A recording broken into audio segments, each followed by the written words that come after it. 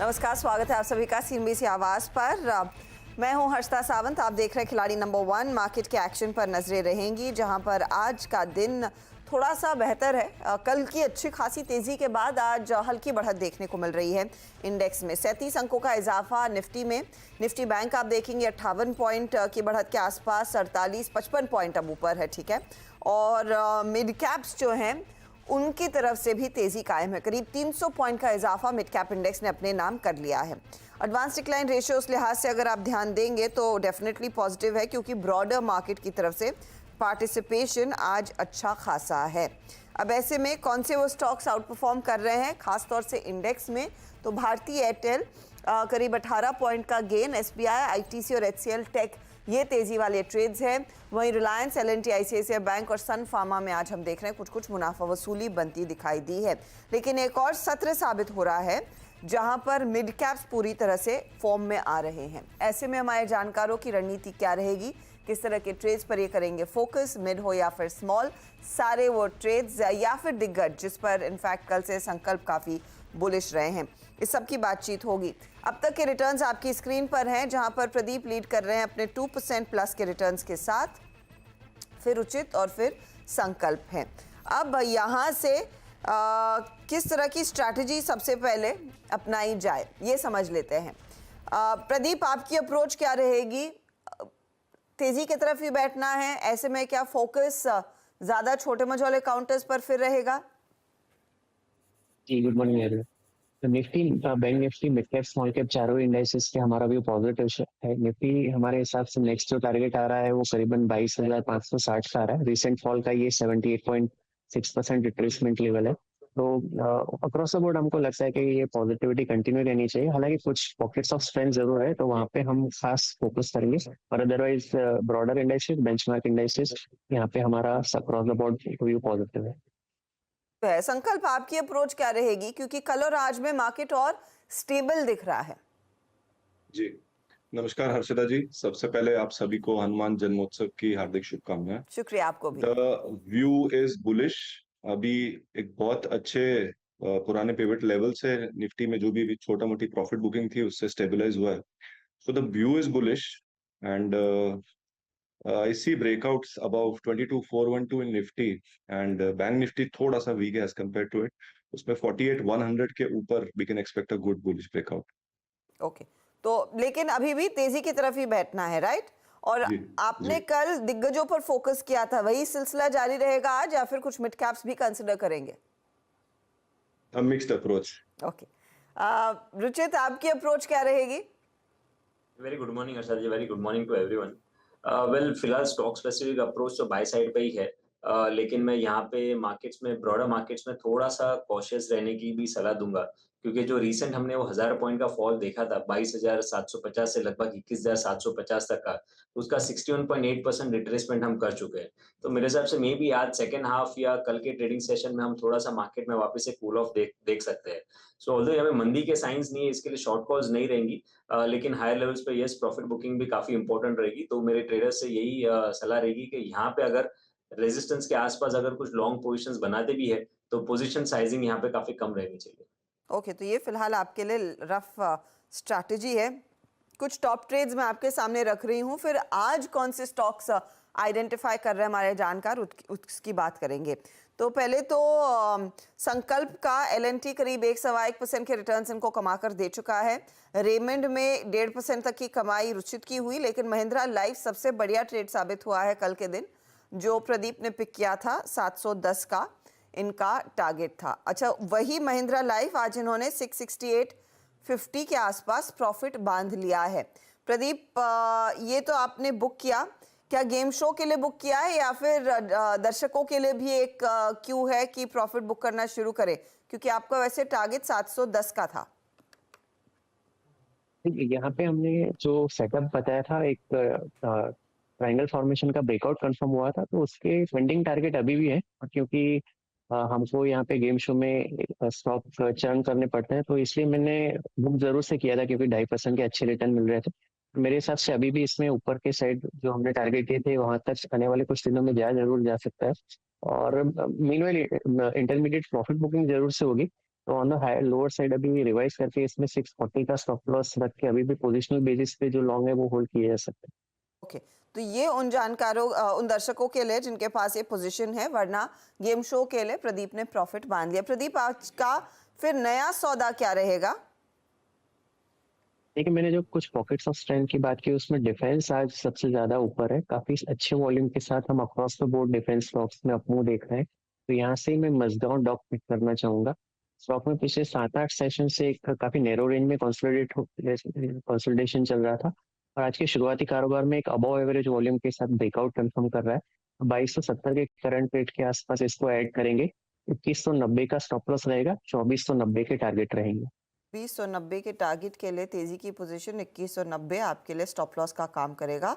ये फिलहाल है मजगांव डॉक पहला ट्रेड। अच्छा, शैले और LIC हाउसिंग, ये वो दो ट्रेड्स हैं जो प्रदीप कैरी कर रहे हैं, तो एक ही स्टॉक ये जोड़ रहे हैं। अब रुचित का पोर्टफोलियो देख लेते हैं। तो रुचित के केस में एक तो इनका रेमंड कल ही इन्होंने 2070 पर बुक कर लिया था। कार्बोरेंडम में पोजीशन अभी भी होल्ड कर रहे हैं। Mazagon Dock by the way Ruchit ने निकाला है तो प्रदीप ने जोड़ा है। आज ही बुक किया है प्रॉफिट वहां पर रुचित ने, और गुजरात फ्लोरो से एग्जिट आज सुबह में किया। रुचित, नया ट्रेड? जी, नया ट्रेड में हेवीवेट में HUL में खरीदारी की सलाह दूंगा। सो यहाँ पे हमने एक फॉलिंग वेज का ब्रेकआउट रिसेंटली देखा है और RSI में भी एक पॉजिटिव डाइवर्जेंस बना है, जहाँ पे प्राइस में नया लो बना है बट RSI में हायर लो बना है।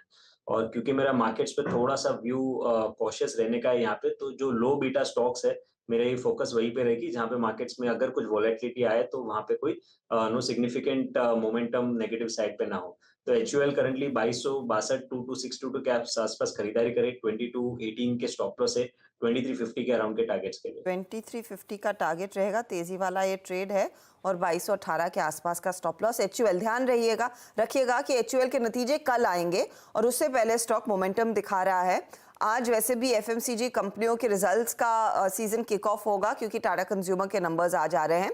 कल HUL की बारी है। अब संकल्प के पास चलते। संकल्प, आपका तो डीवीज लैब आप होल्ड कर रहे हैं। L&T आपने कल बुक किया, HPCL में स्टॉप लॉस ट्रिगर हुआ। आज का ट्रेड क्या है? मैं मैप में इंडिया और CE इन्फो सिस्टम्स इसको देख रहा हूँ।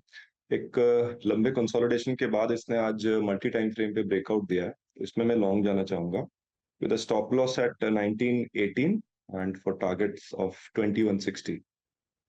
सॉरी, 1918 आपने कहा स्टॉप लॉस, और 2160 का टारगेट रहेगा। जी ओके, तो मैप में इंडिया वो स्टॉक स्क्रीन पर लेकर आइएगा। काफी दिनों बाद दरअसल इसका जिक्र हुआ है इस मंच पर, लेकिन मोमेंटम लौट रहा है। 4% की तेजी यहाँ। 1980 का टारगेट है और 21,060 तक जा सकता है स्टॉक। स्टॉप लॉस आपका 1918 के आसपास रहेगा। संकल्प, दूसरा ट्रेड इस समय आइडेंटिफाई किया है, जोड़ेंगे या फिर दोपहर का इंतजार करना चाहेंगे? मैं दोपहर में देना चाहूंगा। कुछ हैं स्टॉक्स ब्रेकआउट पे, लेकिन अभी उनमें कंफर्मेशन नहीं। ठीक है। रुचित, आपका क्या इरादा है? मेरे हिसाब से मार्केट में अगर कोई डिप आता है तो मैं लोअर लेवल्स पे अपॉर्चुनिटी फाइंड करूंगा, रादर देन यहाँ पे रेजिस्टेंस के आसपास चेस करने से बेटर है। और टाइम लेंगे हमारे दोनों ही जानकार अपना अगला ट्रेड लेने से पहले। फिलहाल एक जगह संकल्प के पोर्टफोलियो में और एक जगह रुचित के पोर्टफोलियो में खाली है। जब तक आप लोग ढूंढते हो अगला ट्रेड, केशोराम इंडस्ट्रीज, नतीजे आ चुके हैं और सुबह से ही हम मेंशन कर रहे थे कि लॉस थोड़ा सा बढ़ गया है। घाटा जो है वो करीब 244 करोड़ पर आया। EBITDA में 29% तक का प्रेशर देखने को मिला। मार्जिन जो 7% थे पिछले साल इसी तिमाही में, घटकर अब ये 3% घटे हैं, बेग योर पार्डन, 7% पर आ गए हैं। 10% के आसपास थे। अब हमारे साथ कंपनी के होल टाइम डायरेक्टर और CEO P राधाकृष्णन जुड़ रहे हैं। मिस्टर राधाकृष्णन, स्वागत है आपका CNBC आवाज पर। ये किस वजह से इतना प्रेशर देखने को मिला है कंपनी के कारोबार पर, अगर उसका अंदाजा दे सके, एंड एक टाइमलाइन भी हमें बताइएगा, शायद उस पर ज्यादा बाजार समझना चाहेगा कि अल्ट्राटेक के साथ जो विलय हो रहा है वो कब तक खत्म होगा, पूरा होगी process?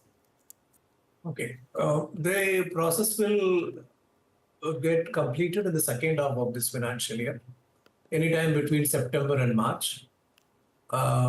Yes, on the price front, we have been facing a lot of pressure at the Q4.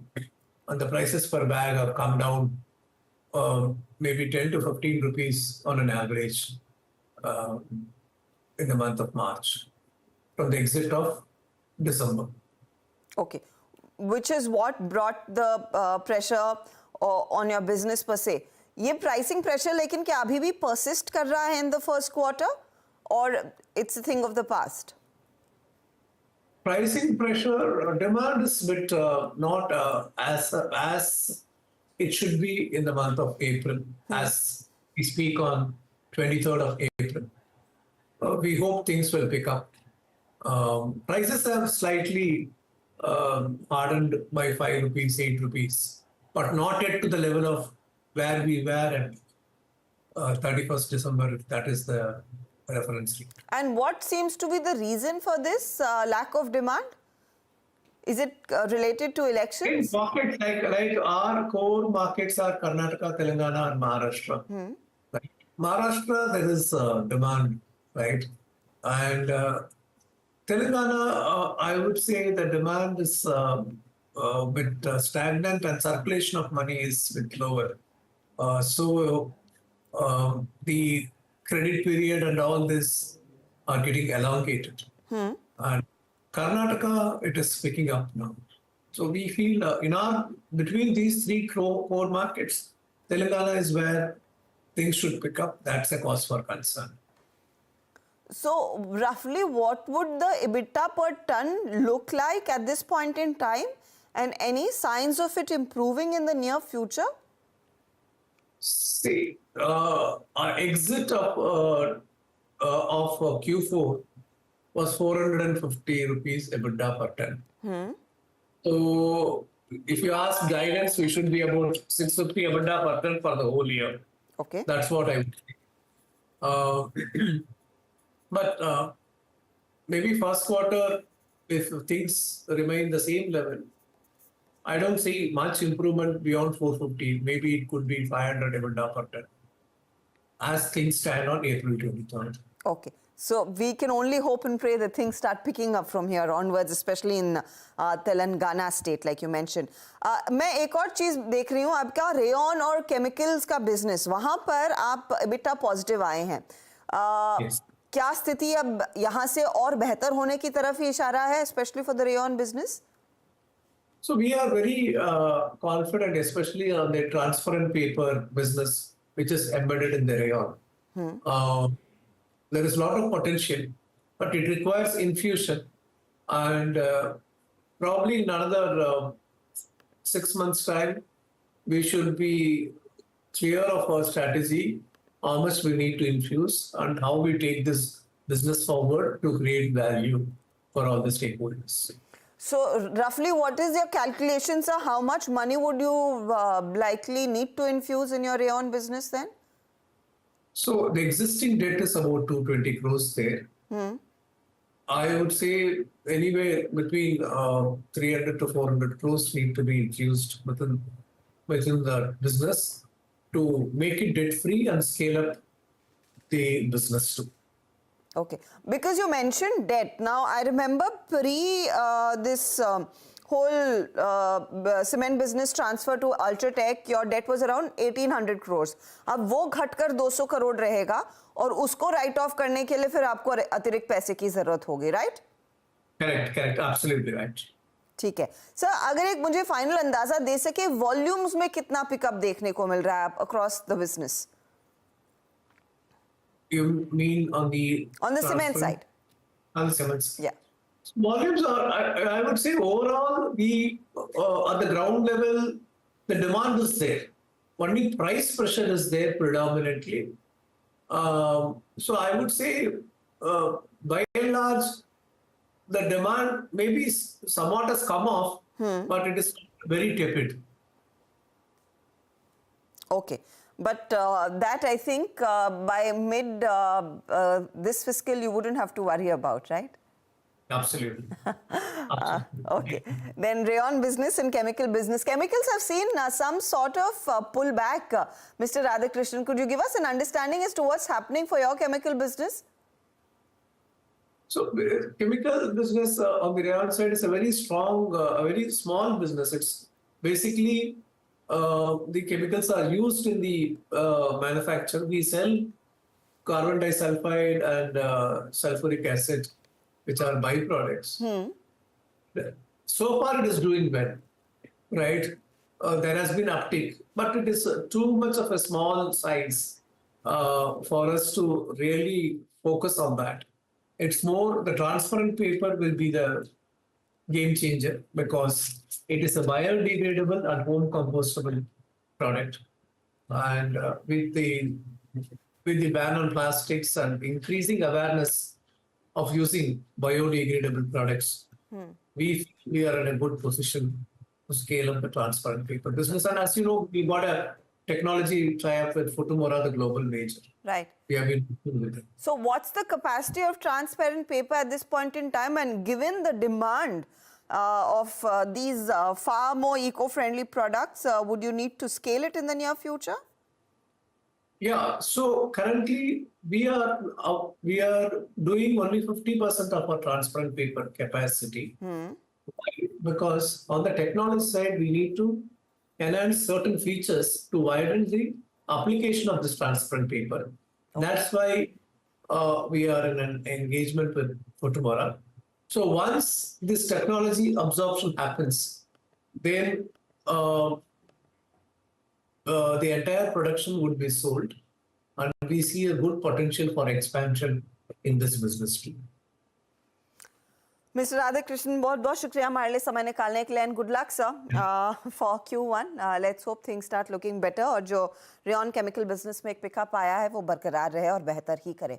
Stock आपके सामने 170 के आसपास ट्रेड करता हुआ. चले लेंगे एक छोटा सा ब्रेक के बाद खिलाड़ी नंबर 1 का एक ओवरऑल रिकैप आपके लिए लेकर आएंगे. आप बने रहें CNBC आवाज के साथ.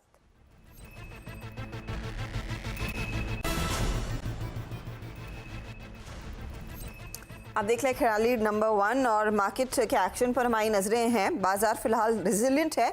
56 अंकों की बढ़त निफ्टी में अब 22,400 की तैयारी करता हुआ. आज याद रखिएगा 22,447 तक का हाई हमने छुआ है और निफ्टी बैंक में भी 74-75 अंकों की बढ़त देखने को मिल रही. स्पीच संकल्प ने एक और ट्रेड आइडेंटिफाई कर लिया है. संकल्प बताइए क्या निकाला? मैं ग्रासिम इंडस्ट्रीज को देख रहा हूँ.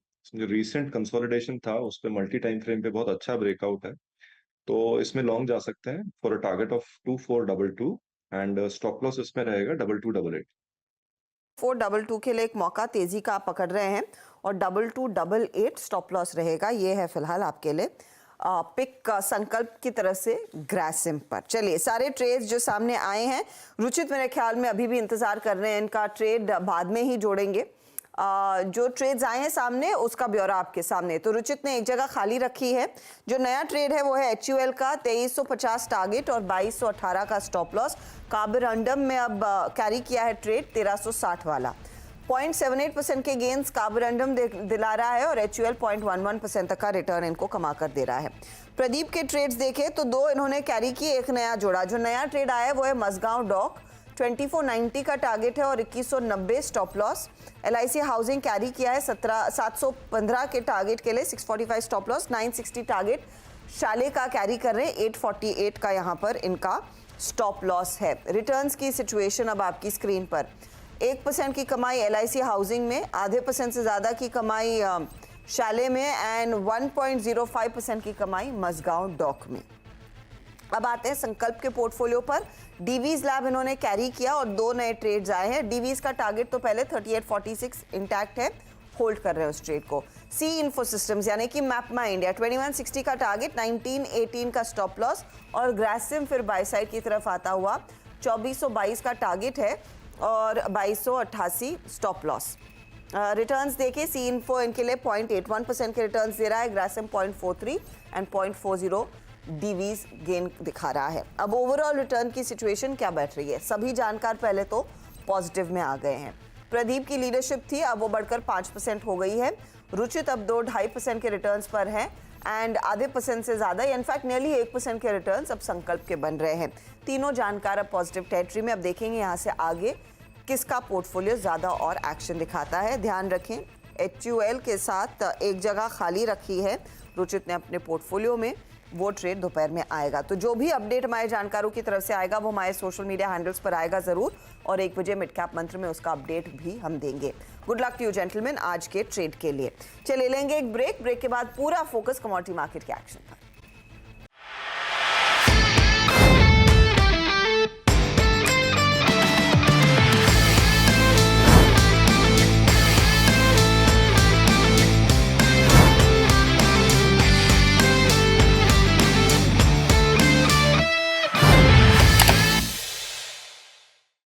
बता दें कि मनी कंट्रोल पर दिए गए विचार एक्सपर्ट्स के अपने निजी विचार होते हैं। वेबसाइट या मैनेजमेंट इसके लिए उत्तरदायी नहीं है। यूजर्स को मनी कंट्रोल की सलाह है कि कोई भी निवेश निर्णय लेने से पहले सर्टिफाइड एक्सपर्ट की सलाह लें।